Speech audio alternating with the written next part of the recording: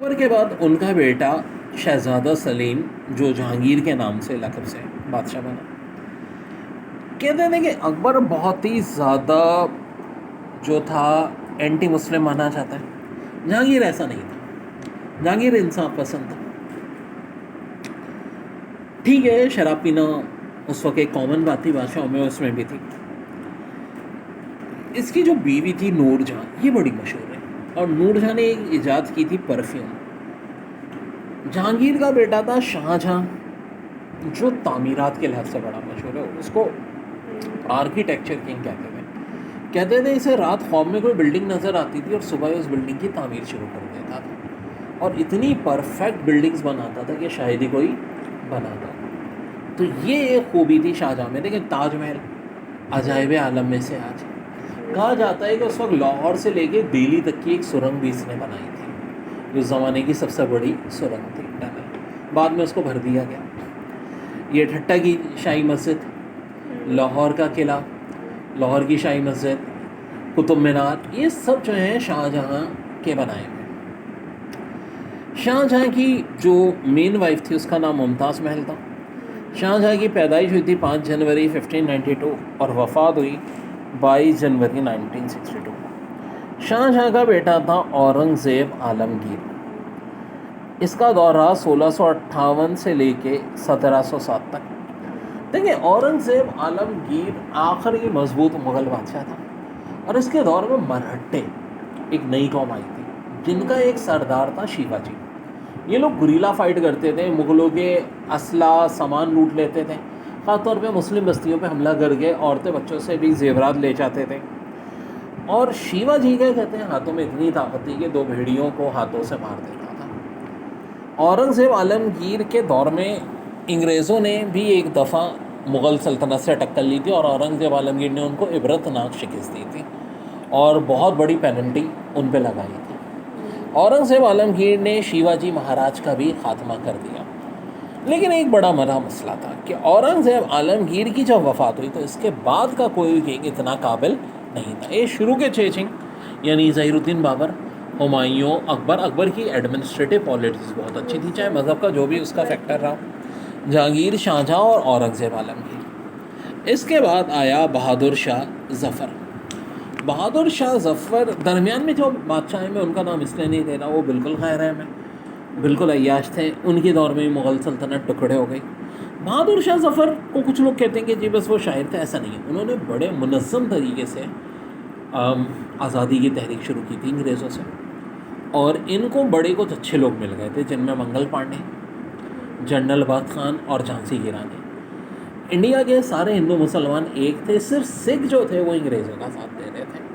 और जब जंग आज़ादी की तहरीक नाकाम हुई तो ज़हीरुद्दीन बाबर को जिला वतन कर दिया गया, बहादुर शाह ज़फ़र को, और इनकी सारी औलादों को बड़ा तड़पा तड़पा के मारा गया। सिर्फ कुछ ही औलादें इनकी ज़िंदा बची, और मुग़लियत सल्तनत का ज़हीरुद्दीन बाबर मुग़ल एम्पायर का फाउंडर।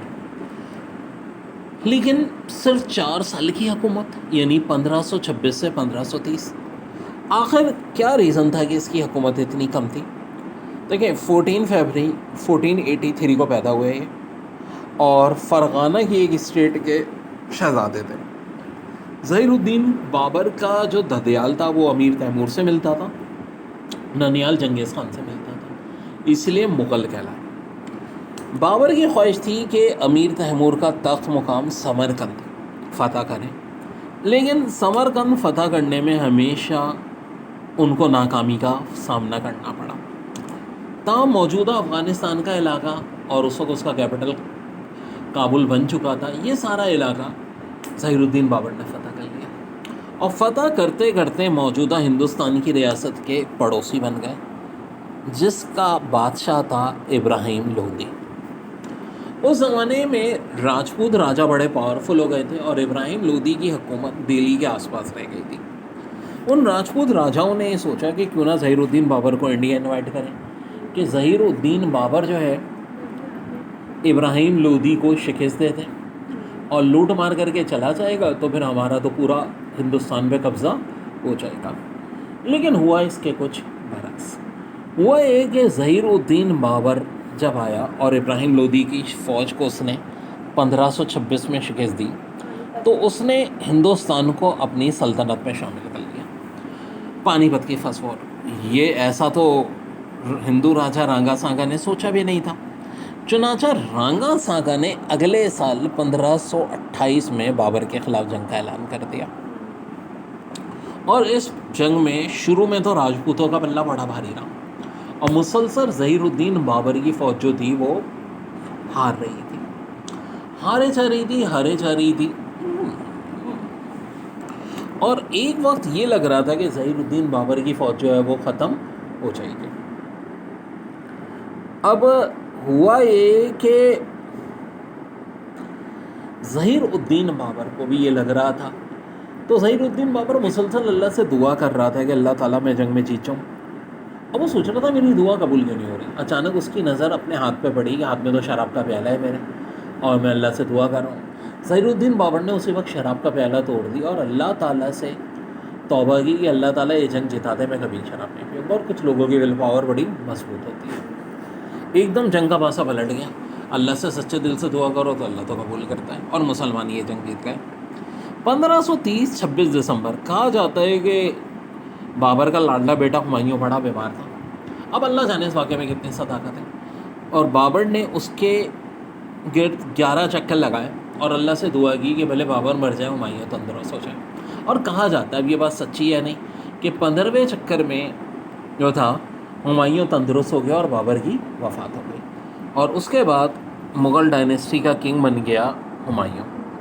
हुमायूं की पैदाइश हुई थी 6 मार्च 1508 को और 1530 में किंग बना। हुमायूं की एक आदत थी, अपने छोटे भाइयों पे बहुत मोहब्बत करता था। छोटे भाई बार बार साजिशें करते थे लेकिन ये हमेशा उनको माफ़ कर देता था। एक राजकुमारी को भी, हिंदू राजकुमारी को इसने मुँह बोली बहन बनाया हुआ था और वाकई भाई का रिश्ता निभाता था। और होना भी यही चाहिए भाई, आपने किसी को अगर बहन कहा है,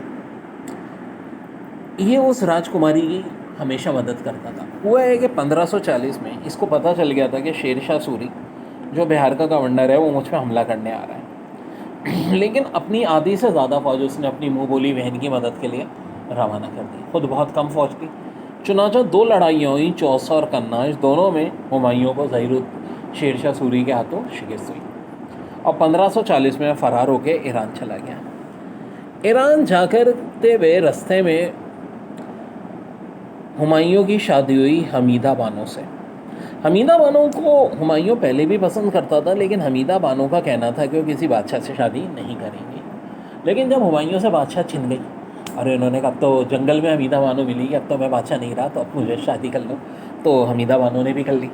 लेकिन हुआ ये कि पैदा हो गया अकबर शादी के 2 साल बाद और 1555 में, अब हुमायूं की ज़ाहिर एक पहली बीवी भी थी जिनके अब्बा उस वक्त ईरान के बादशाह थे, तो अपनी पहली जो बीवी थी उनके अब्बा की फ़ौज की मदद ले गए, यानी ससुराल की फ़ौज की मदद ले गए।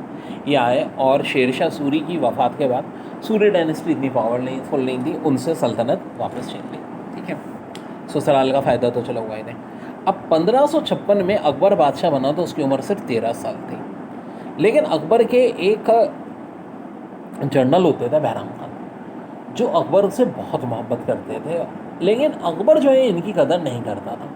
बहराम खान ने ही अकबर की फ़ौज बनाई और सेकंड पानीपत की वॉर बहराम खान ने ही अकबर को जिताई। लेकिन अकबर बहुत ज़्यादा मगरूर हो गया था। बहराम खान किसी चीज़ से मना करते तो बहराम खान पे भी बड़ी सख्ती करता, उनको मारना पीटना शुरू कर दिया था। और एक वक्त आया कि इसने दीन इलाही भी बना लिया। अकबर के 9 रतन बड़े मशहूर थे, बीरबल, मुल्ला, दो प्याजे और सबसे बढ़ के तानसेन। और इनका एक सुबह सलार था मान सिंह और बीरबल जो था वज़ीर आज़म था अकबर का। 27 अक्टूबर 1605 में अकबर की वफ़ात हो गई।